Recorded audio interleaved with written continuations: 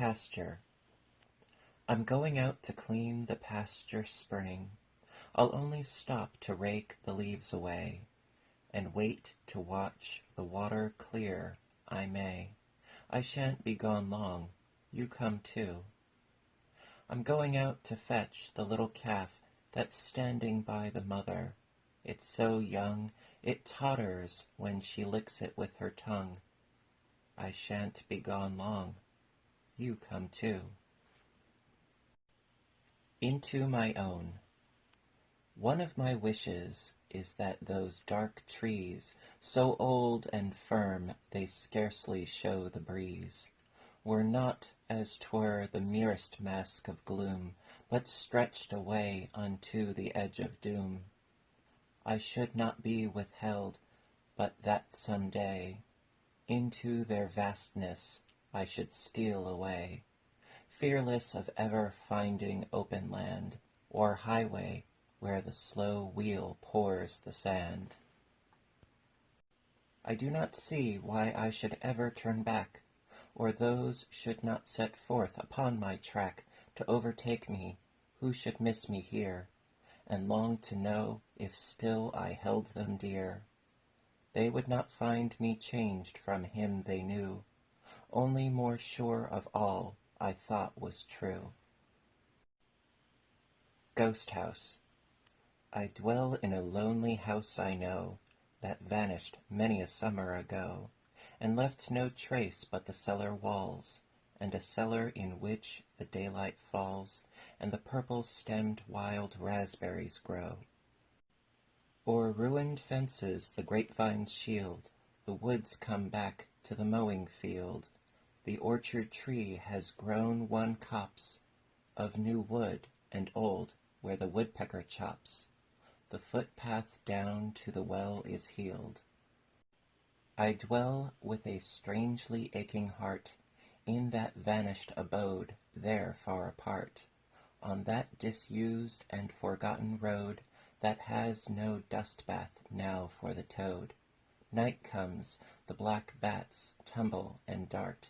The whippoorwill is coming to shout, and hush and cluck and flutter about. I hear him begin far enough away, full many a time to say his say, before he arrives to say it out. It is under the small, dim summer star. I know not who these mute folk are, who share the unlit place with me. Those stones out under the low-limbed tree doubtless bear names that the mosses mar. They are tireless folk, but slow and sad. Those two, close keeping, are lass and lad, with none among them that ever sings, and yet, in view of how many things, as sweet companions as might be had. My November guest. My sorrow, when she's here with me, thinks these dark days of autumn rain are beautiful as days can be. She loves the bare, the withered tree. She walks the sodden pasture lane. Her pleasure will not let me stay. She talks, and I am fain to list. She's glad the birds are gone away. She's glad her simple worsted gray is silver now, with clinging mist. The desolate, deserted trees, the faded earth, the heavy sky, the beauties she so truly sees, she thinks I have no eye for these, and vexes me for a reason why. Not yesterday I learned to know the love of bare November days, before the coming of the snow, but it were vain to tell her so, and they are better for her praise. Love and a question. A stranger came to the door at eve, and he spoke the bridegroom fair. He bore a green-white stick in his hand, and for all burden care. He asked, with the eyes more than the lips, for a shelter for the night, and he turned and looked at the road afar, without a window light. The bridegroom came forth into the porch with, "Let us look at the sky," and question what of the night to be, stranger you and I. The woodbine leaves littered the yard, the woodbine berries were blue. Autumn, yes, winter was in the wind. Stranger, I wish I knew. Within, the bride, in the dusk alone, bent over the open fire. Her face rose red with the glowing coal, and the thought of the heart's desire. The bridegroom looked at the weary road, yet saw but her within, and wished her heart in a case of gold, and pinned with a silver pin. The bridegroom thought it little to give a dole of bread, a purse, a heartfelt prayer for the poor of God, or for the rich a curse.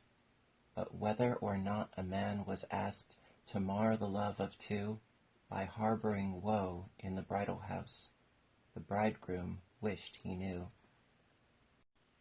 A late walk. When I go up through the mowing field, the headless aftermath, smooth laid like thatch with the heavy dew, half closes the garden path. And when I come to the garden ground, the whir of sober birds up from the tangle of withered weeds is sadder than any words. A tree beside the wall stands bare, but a leaf that lingered brown, disturbed I doubt not by my thought, comes softly rattling down.